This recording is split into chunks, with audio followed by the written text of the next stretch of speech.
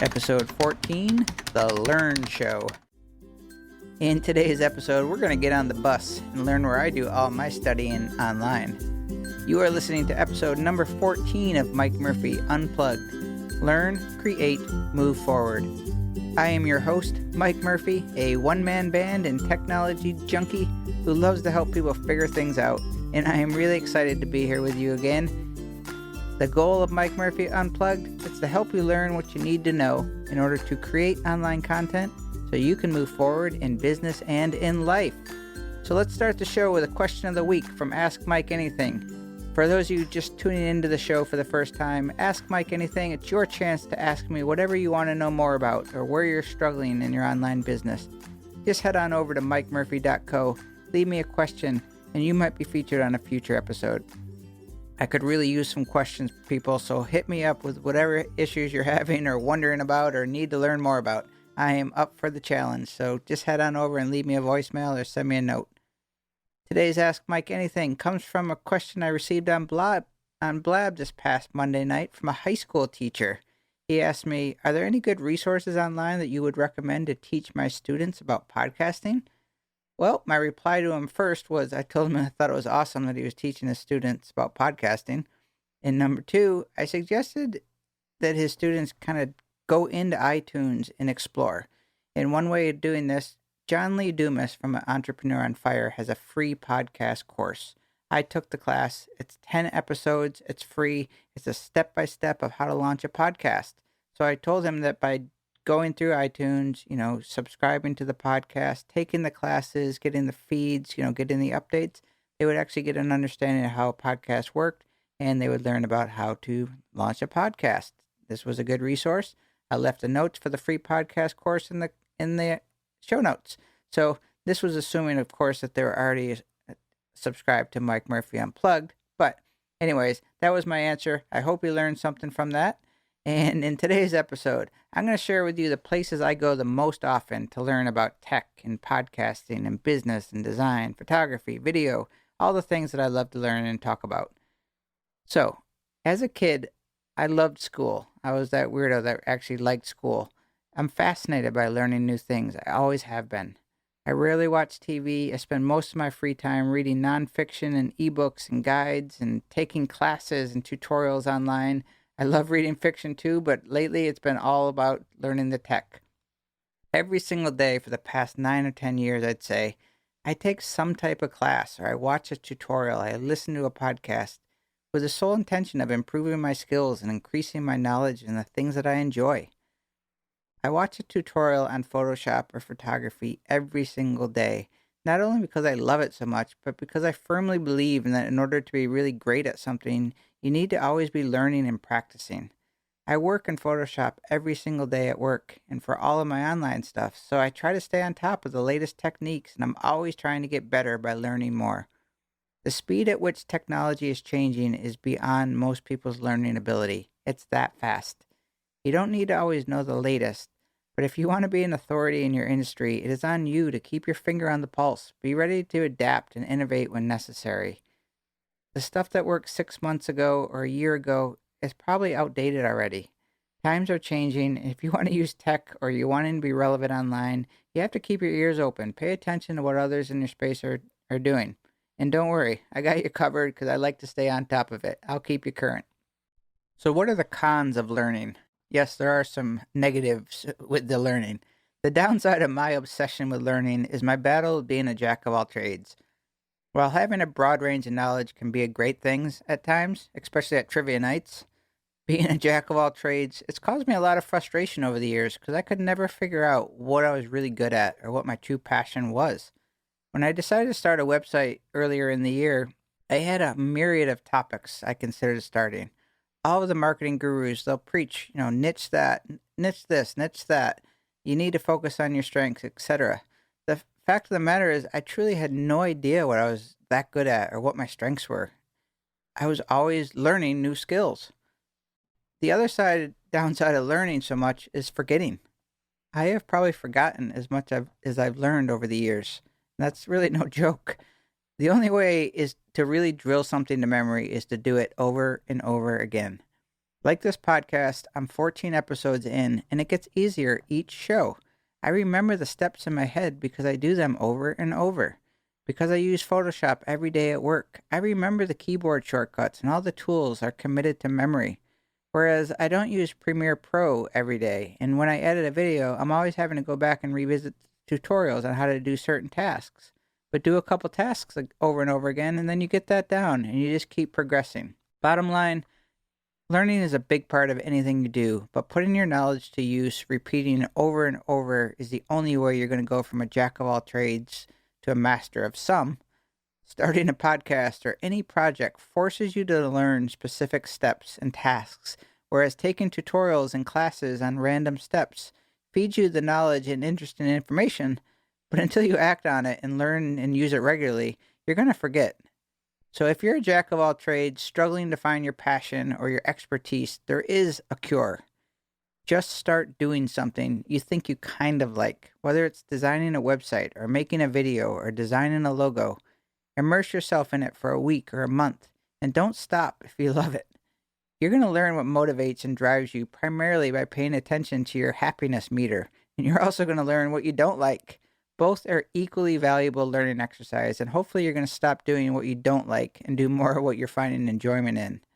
Before you know it, you're going to be an authority in that thing, if you're not already. Being a jack of all trades, I found, is really not a bad thing. In fact, it can be quite good that my skill set is so broad. What's bad is not executing and creating things that force you to move, to put some of your knowledge to use. It's easy to keep learning a variety of tools and concepts, but it takes really hard work to start a podcast or make an online course or build a website for a client. But I can guarantee you, once you start and complete any significant task or project, your niche or specialty is going to start to surface, and the jack of all trades issue starts to go from a burden to, wow, I actually know more than I ever gave myself credit for, and that's when confidence soars. Okay, where do I learn? Enough of the lecture. Let's get into the meat of the episode.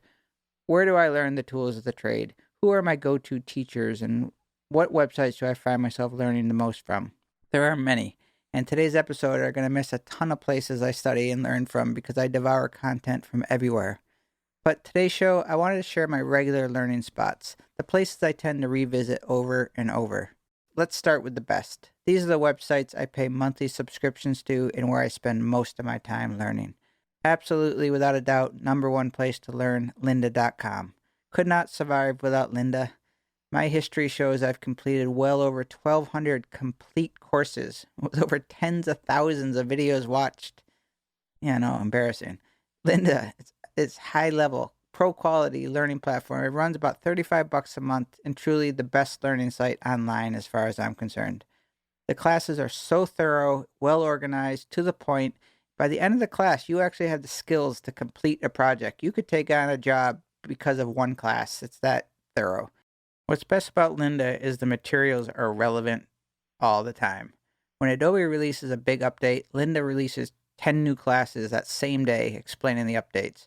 People wonder how I stay current? Well, Lynda's my girl. Personal moment here. I'll let you in on a secret goal of mine that I've never shared publicly. But teaching a class on Lynda.com someday would be very meaningful to me because I respect the level of teaching so much. I am years away, but it's not an unrealistic goal, as many of the instructors have similar skill sets as me. The big difference is the instructors on Lynda have been making and teaching content for so long, and they're doing it in their own industry on the side. They just have so much more experience. Being good at teaching is a priority for me, and Lynda would be the ultimate acknowledgement that I am making an impact on helping others learn. One class is all I need, and I'd be okay. So check back for me in about 3 to 5 years and ask me how my Lynda is coming. You never know. Okay, let's move on here. Other sources of learning, my original source of knowledge, KelbyOne.com. Scott Kelby is awesome. I still learn from him, still enjoy him. I've been learning from him for years. Photography and Photoshop are their specialty. Definitely, I recommend Kelby for anyone who's kind of just starting out or beginners or you're interested in the stuff. They're not nearly as deep dive as Lynda, but still very quality stuff. So next in the premium space is Skillshare.com, $9.95 a month. I really like Skillshare. I also have a couple classes on Skillshare that brings me in a few bucks every month, so that's okay. They do it's a great place to get started, and that's where I kind of got my feet wet by putting a couple classes on there. And I'm still getting paid, 30, $50 a month or something like that. And if I continue to put more up there, the revenue will increase. So I really like Skillshare. They do have a lot of garbage up there, but for all the bad stuff, there's some good stuff mixed in. Two of my favorites, if you want to check them out, are Aaron Draplin's logo course and Gary Vaynerchuk's wine class. Two things that I don't really plan on doing, but they're both great classes and entertaining. And just to note, with those, I take a wine class that I love. I don't plan on being an expert in wine, but I like Gary Vaynerchuk so much. I know I'm going to get value by listening to him, and I do. The big factor in learning and teaching and in business, we buy from people we like and that we trust. So just chew on that for a little bit. It's the people that you like, not always just what you're doing. And moving on to my number 4 site, which is kind of in the premium, but it's mostly free. That's creativelive.com. I absolutely love Creative Live. Chase Jarvis has built an incredible business teaching creatives everything from fitness to lifestyle, lots of photography stuff. Creative Live, it's free when it's live. You pay if you want to, go watch the replay, but awesome site. So my other places for learning, I broke them down by topic. You don't have to memorize these names, all in the show notes. So let's just go in. I've got them in different categories: audio, both recording and post-production; video, from content, filmmaking up to animations; photography, Photoshop and design; business, productivity, and entrepreneurship.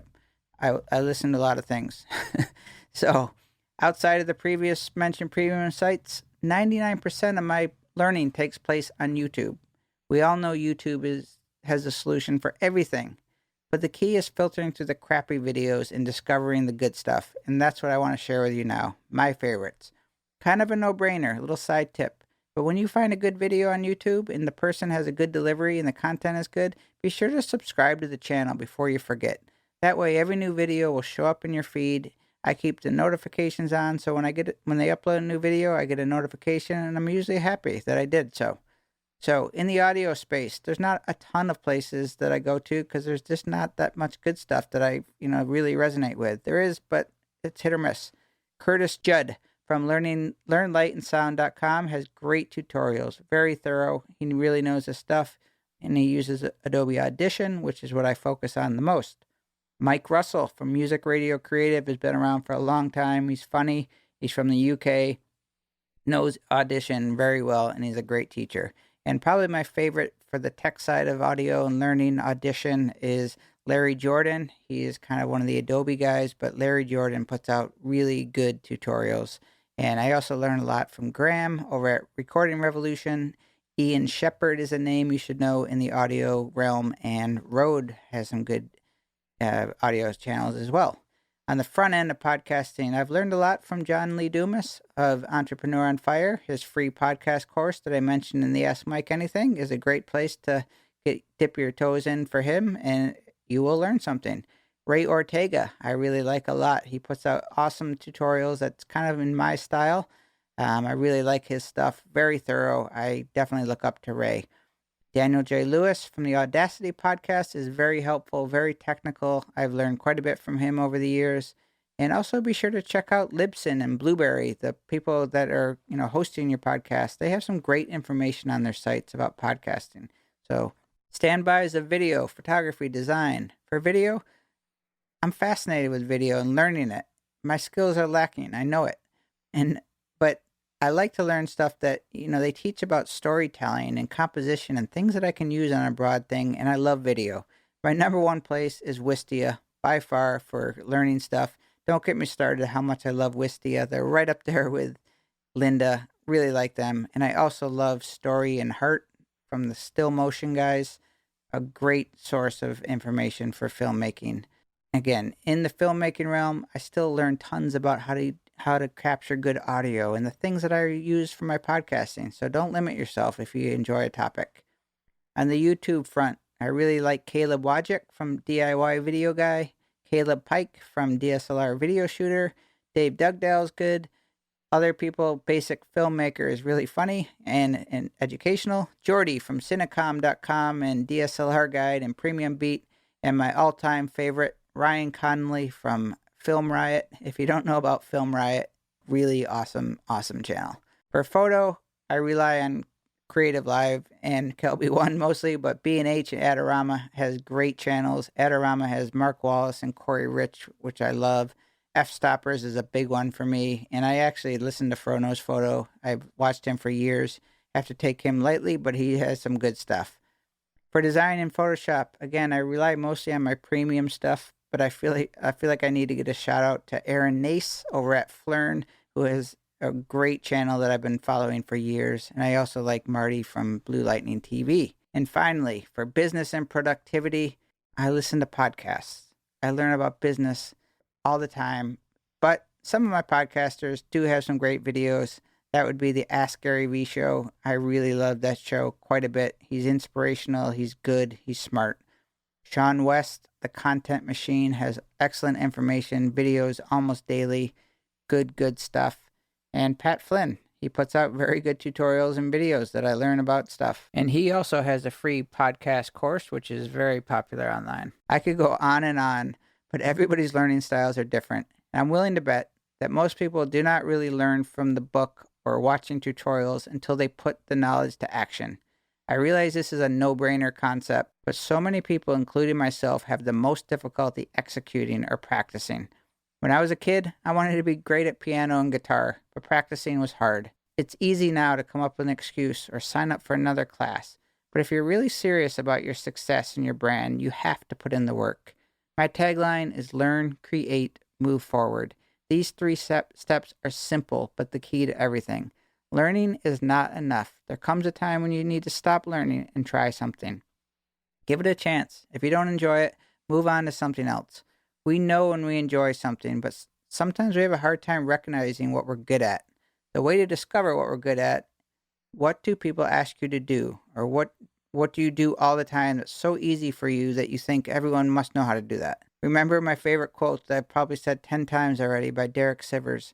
What's obvious to you is amazing to others. I can't say this enough. Hopefully you learned something from me sharing where I learned from, and hopefully you discover some new learning resources. Also, be on the lookout for my new tutorials that are going to be coming out at least once per week. That is my 2016 pledge. The request hotline is open. What do you want to learn more about? Leave a comment or a note. I'm Mike Murphy. Tell me what you want me to teach you. Is everything I do I want to create for you to help you create and move forward. I thank you for joining me today. Remember, subscribe to the podcast for automatic updates so you don't miss a future episode. Be sure to sign up for the weekly newsletter if you're not, where I share tech tidbits and some of my favorite things. As always, I appreciate you for listening. If you think others could benefit, spread the word on social media or wherever you do. I would love to build this audience into a really vibrant community. I thank you for joining me today. I hope you join my one-man band, and together we can learn, create, and move forward. Cheers.